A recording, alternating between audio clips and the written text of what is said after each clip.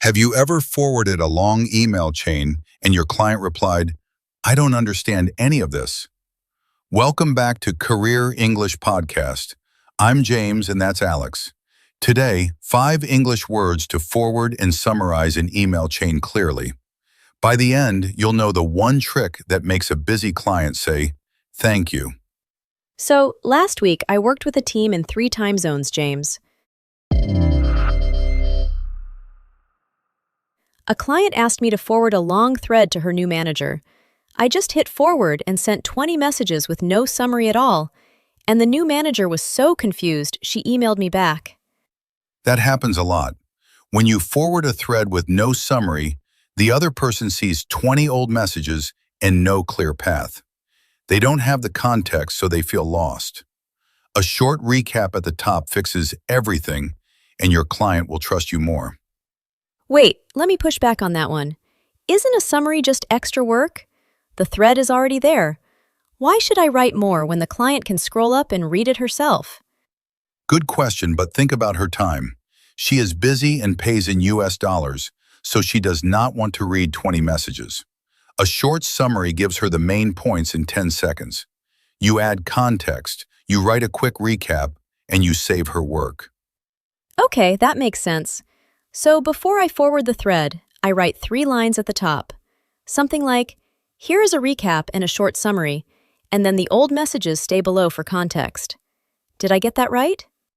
Yes, that's exactly right. Now let's slow down and look at each word. First, forward. To forward an email means you take a message you got and you send it to a new person. You don't change the words, you just pass it along to someone who needs it. And freelancers forward emails all the time. A client forwards me the brief, then I forward it to my designer. But here's my warning, James. When you forward a private message to the wrong person, that is a big problem. That's a real risk, so always check the names before you hit forward. Next word, thread. A thread is a group of emails on the same topic.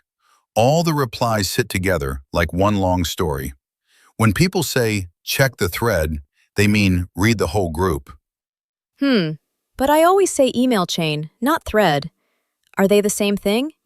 My old boss used chain, and my new client uses thread, and now I get confused on every call. They mean the same thing, so don't worry. Thread and chain both mean the group of replies on one topic. Thread is a little more common in business English now, so I would use thread with international clients. Both are correct, though. Good to know. So next is summary, right? A summary is the short version. I take the long thread and give the main points in 2 or 3 lines, so the reader knows what happened fast. Yes, you said it better than me. A summary is a short version of a long thread. You drop the small details and keep the important parts. When you forward a thread, put a summary at the top, and the new reader will understand in seconds. Now I want to make a sentence, but tell me if I make a mistake. I will summary the email for my client. Is that good English? Almost, but not quite. We don't say, "I will summary it." Summary is a noun, so you say, "I will write a summary." Or you use the verb and say, "I will summarize the email." Small change, big difference for your client. Oh, thank you for the correction. So I write a summary, or I summarize the thread. Both work. I will write a summary for my client. That feels much better now. Next word, context.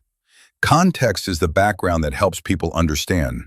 The new reader does not know the story, so you give context. You say who the people are, what the project is, and why you forward this thread to them. Right, because the new manager had 0 context in my email. She did not know who the client was or what we agreed. So, context is like a small map before the long road of old messages, yes? That's a lovely way to say it. Context is the map. And the last word is recap.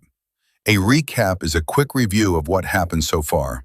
A summary and a recap are close, but a recap looks back at events, step by step. So, a recap tells the story in order. First, we agreed the price, then the client changed the date, then we moved the call. That is a recap of the project, right? It gives the timeline. Yes, a recap gives the timeline, step by step. A summary gives the main points, short and flat. You can use both at the top of a forwarded thread, and your reader gets the context fast. Now let's practice one line together. Try saying this one with me, friends. I will say it once, and then you say it after me in your own voice. Ready? Here is a quick recap and a short summary before I forward the thread. Nice work. Now let me explain why this line is so useful. It does 3 jobs at once. It promises a recap, it promises a summary, and it tells the reader a forwarded thread is coming. Your client feels calm because she knows what to expect. Okay, let me try a real scene now. I am on an Upwork project with a client in Brazil. She emails me, "Can you forward the thread with the old developer to my new team?" Now, I have to add context and a recap. Perfect scene. So what do you write at the top before you forward it? Walk me through your 3 lines and use a summary and some context so the new team is not lost. I would write, "Hi team, quick recap below. We started the app in March, then we paused for 2 weeks. Here is a short summary of the open tasks, and the full thread is below for context. Best, Taylor." That is a strong email. You gave a recap, a summary, and context all in 3 lines. Then you forward the thread below. The new team reads your top lines first, and they know the whole story before they even open the old messages. And it took me 1 minute to write. That is the part I missed before. 1 minute of summary saves the client 30 minutes of reading the thread. Now I see why a recap is worth it. Let me put it all together in one picture. A client asks you to forward a long thread. You don't just hit send. You write a short recap at the top. You add a clear summary. You give a little context. Then you forward the whole thread below. 3 minutes, 1 happy client.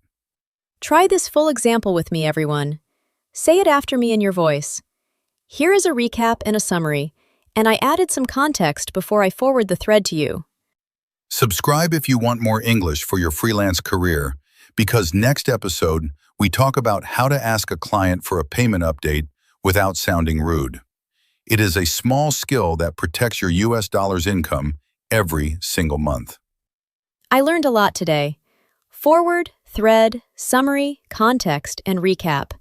5 small words that make my emails clear and make my clients happy. I will use them on my next forwarded thread for sure. You will sound so professional. Remember, a recap and a summary at the top, then forward the thread with context below. Try this in your next email. Come back next episode and tell us how it went.